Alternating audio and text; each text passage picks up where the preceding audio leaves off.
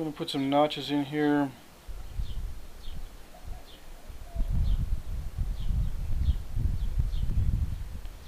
Yeah, the edge is a little curved, but I don't care. That's good enough.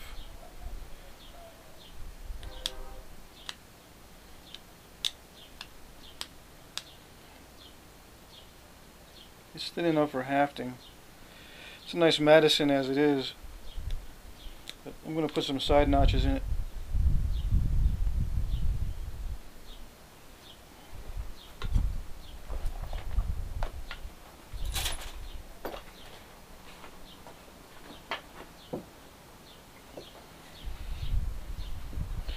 Now I thinned this down earlier, so steel Ishii stick, and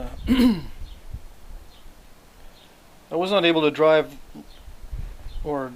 some deep notches on the other one, but I think I should be able to go deeper on this one. I've thinned it out quite a bit.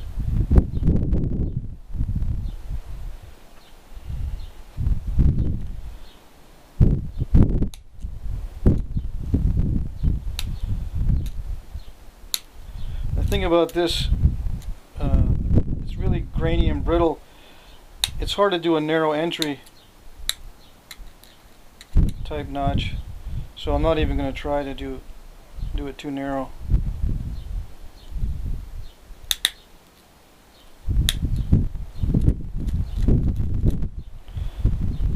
And right now just light pressure. Once I get further in, I'll put heavier pressure. It's less likely to blow away part of the edge the further in you go. If I put heavy pressure on it right now, chances are I'll blow away some of that edge. And of course, the thicker it gets, the deeper you get, so you're going to need heavier pressure anyway.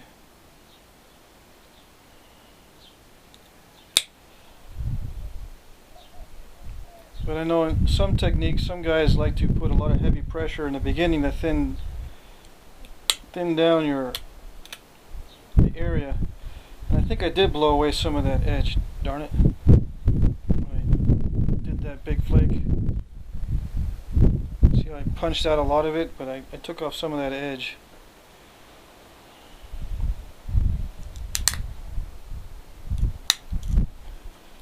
I'll review the video again and see if I blew part of the edge away with the flake, or if I touched that with the flaker.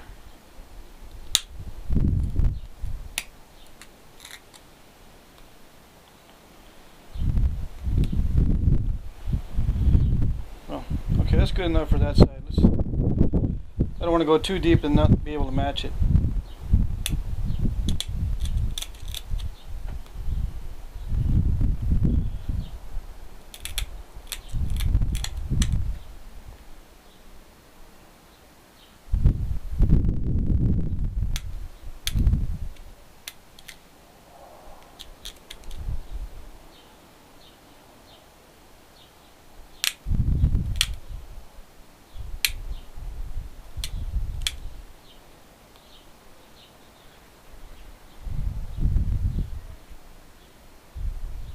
Symmetry might be a little bit off. Oh well.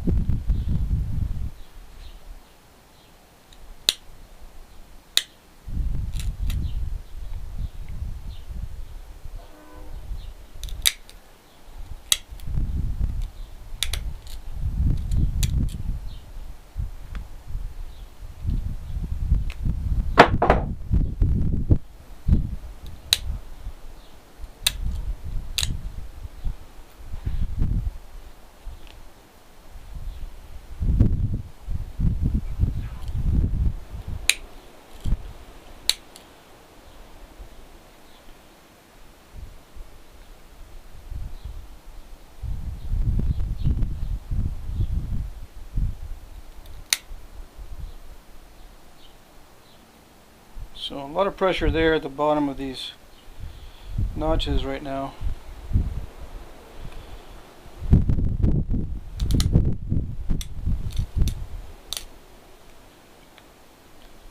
So you can go fairly deep with these notches,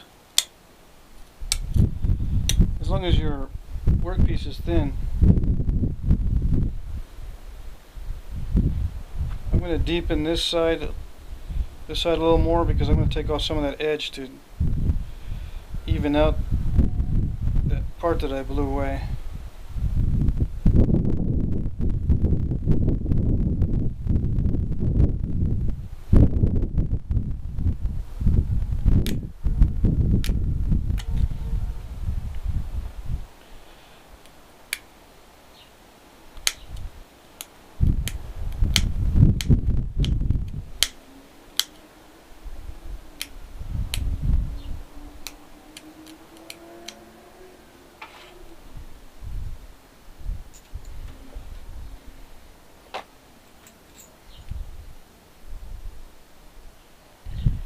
It's just slightly more narrow than the tan one.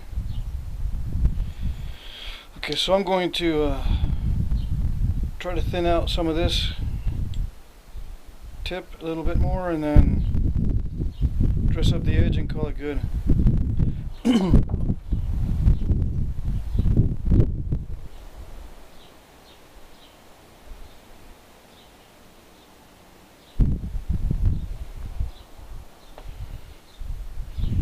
Put my glasses on.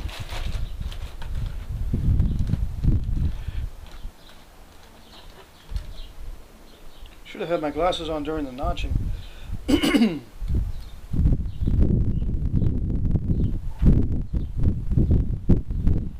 Maybe I wouldn't have blown away part of that edge. Anyway, let's see.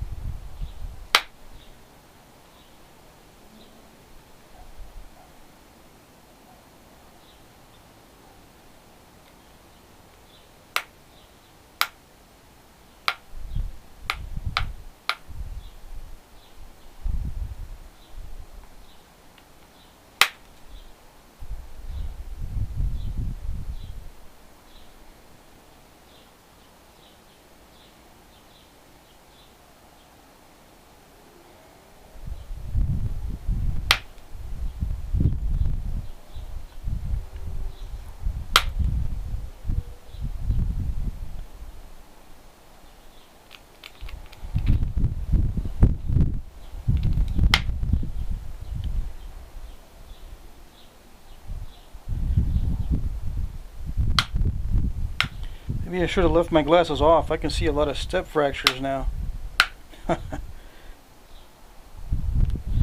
Okay, anyway, that's good enough for that. I'm just going to dress up the edge and say good enough. I really don't like all those step fractures in there, but oh well.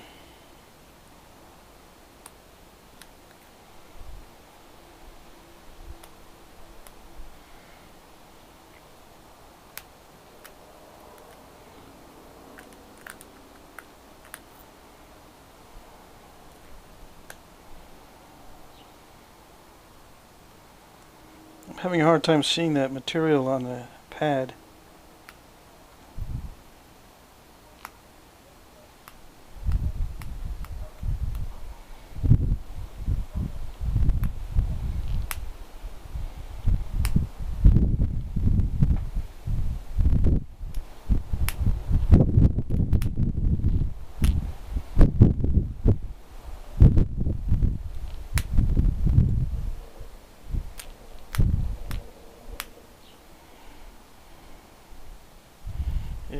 dreaded tip break.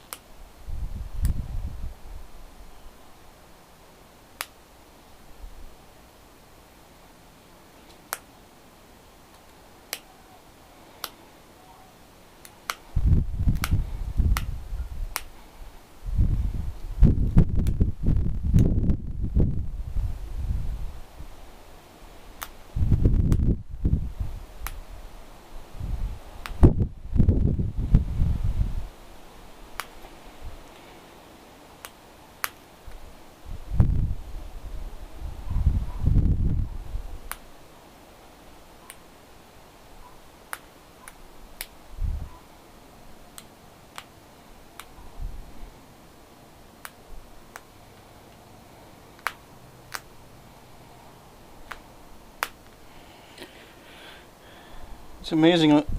To me, the stone is the same color as this center part of this pad, so I'm having a hard time seeing it.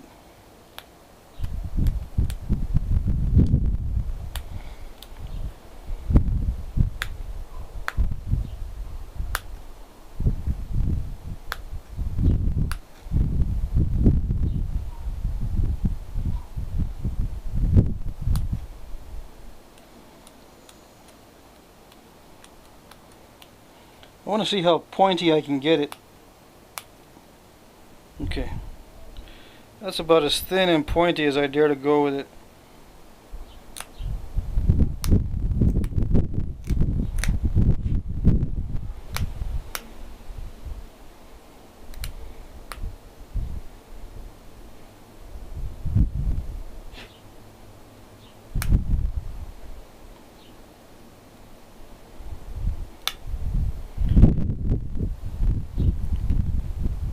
Okay, so I'm just going to dress up the edge. I guess I'll use the pick.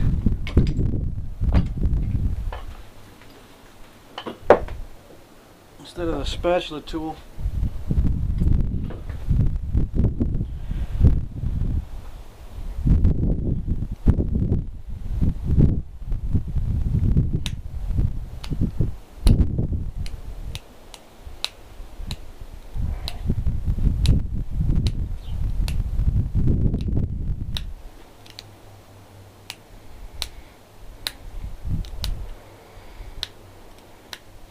The steel is really harsh, it blows away a lot of the edge.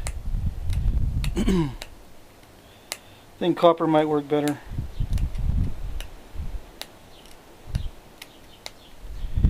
On this tile stuff. Usually I don't have to worry too much about the steel on a high grade chert. But with this brittle material, even with a small little pick, it can blow away a large portion of the edge.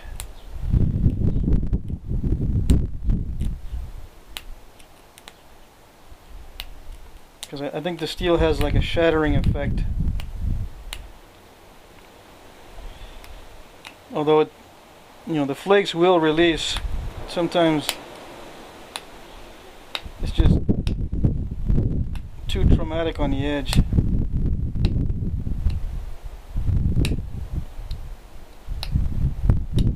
Whereas with copper or maybe even bone or antler, sometimes the flakes won't release and you just end up crushing a spot.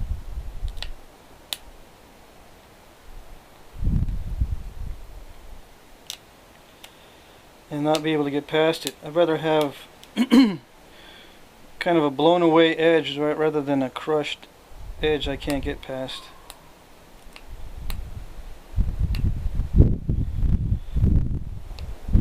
Anyway, I'll stop messing with this in a minute.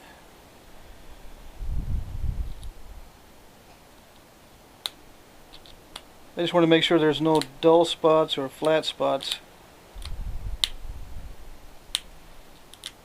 or deltas that are too far below center line.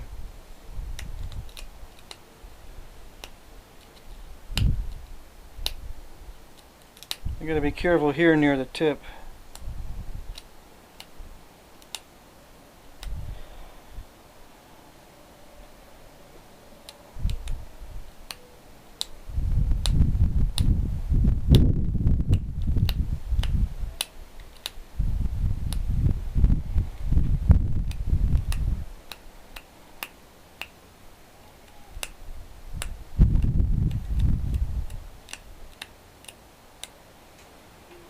And I'm not trying to put in serrations, I'm just kind of using the pick to straighten the edge. It looks like there's little minute serrations, but I'm just trying to straighten it.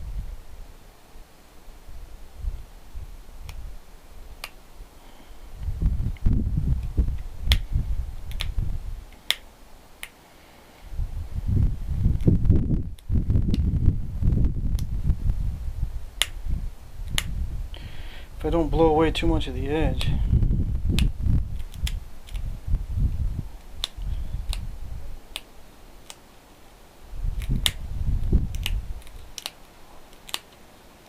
See, the edge is really thin.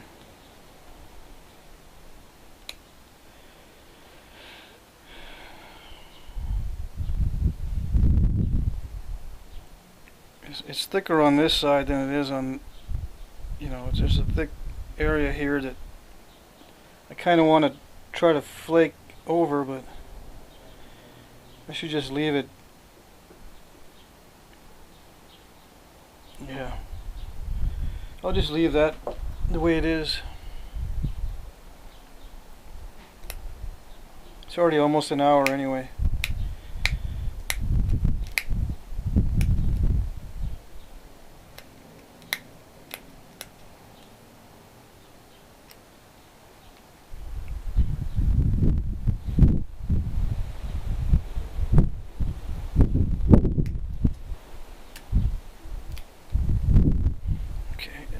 Sharp. No major defects other than that thick area up here, but I think it'll be alright. Drop my other point down in there. Okay, so the width is about the same. I lost some of the tip. I lost about 1/8 of an inch off the tip. It's going to be lighter.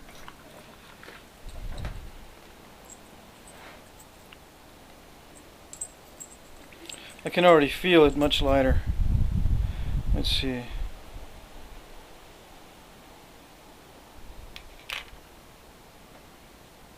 $68.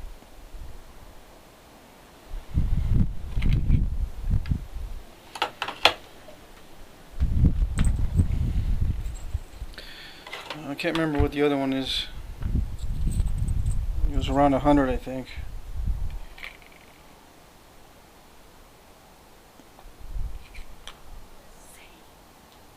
Yeah, 100.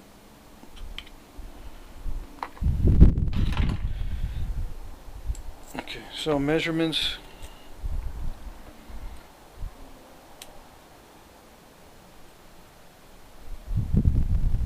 A little over 2 1/8, 2 3/16 by an inch, and slightly over an 1/8 inch thick. Yeah, 3/32. Well, no, let's see, 3/16. Yeah, almost 3/16. 70 grains, I think.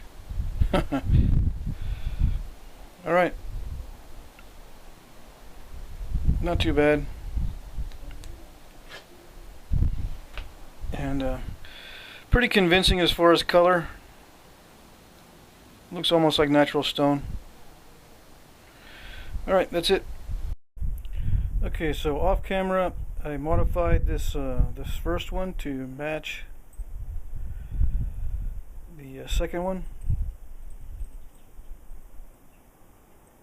Thinned it down a little bit, took some off the base to send some flakes upwards so I could deepen these notches, but I had to expand this one way out to get down in there. This one wasn't as bad, but they look a little more similar. The weights now, that one's 70, 72, and curiously enough,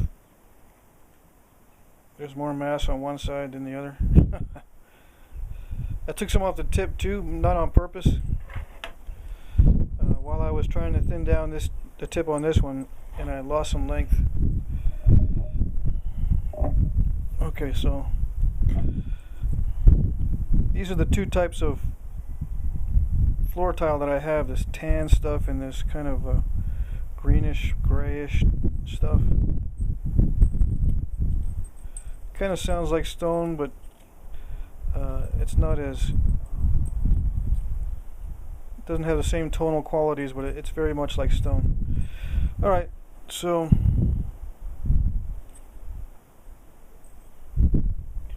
I'll probably do some more videos on other points from floor tile, but for now that's it.